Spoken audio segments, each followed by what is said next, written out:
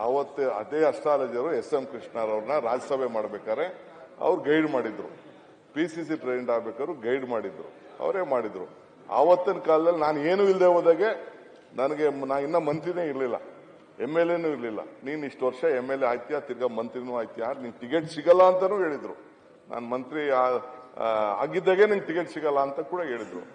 ಹಾಗೂ ಹೇಳಿದ್ದಾರೆ ಈ ರಾಜ್ಯದಲ್ಲಿ ನನಗೆ ಯಾವ್ದು ಏನೇನು ಸ್ಥಾನ ಸಿಕ್ಕಿದೆ ಅಂತಾನೂ ಹೇಳಿದ್ದಾರೆ. ನಾನು ಈಗ ಅದನ್ನ ಚರ್ಚೆ ಮಾಡಕ್ ನಾನು ಹೋಗುದಿಲ್ಲ, ಅವಶ್ಯಕತೆ ಇಲ್ಲ. ಪರ್ಸನಲ್ ಆಗಿ ಮಾತಾಡೋಣ, ಅದನ್ನ ಆಮೇಲೆ ರೂಮಲ್ಲಿ ಮಾತಾಡೋಣ. ನೀವು ದಯವಿಟ್ಟು ಪರ್ಸನಲ್ ಆಗಿ ಮಾತಾಡಬೇಡಿ ಸರ್ ಅವ್ರ ಜೊತೆಗೆ. ಕೆಲವೆಲ್ಲ ಏನೇನೋ ನಿಮ್ ವಿಚಾರ ಇಡುತ್ತಾರೆ, ಅದು ಪರ್ಸನಲ್ ಆಗಿ ಮಾತಾಡಬೇಕು. ನಾನು ರೂಲಿಂಗ್ ಕೊಡ್ತಾ ಇದ್ದೇನೆ ಅಧ್ಯಕ್ಷೆ.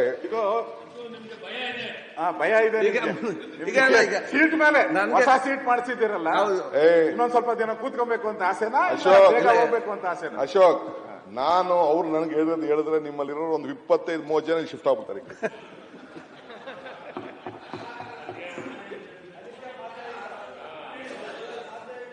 ಅಸ್ಟ್ರಾಲಜರ್ ನನಗೇನು ಹೇಳಿದ್ದಾರೆ ನನ್ನ ಭವಿಷ್ಯ ಅಂತ ನಾನು ಹೇಳಿದ್ರೆ ಅಲ್ಲಿರೋರು ಒಂದು 25-30 ಜನ ಮತ್ತು ಕೆಲವು ದಳದವರೆಲ್ಲ ಈ ಕಡೆ ಶಿಫ್ಟ್ ಆಗುತ್ತೆ.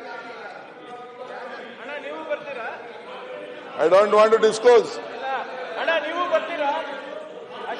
ಏನಪ್ಪಾ, ನಮ್ ದಳದವರು ಯಾರು ಬರಲ್ಲ ಗುರುವೇ.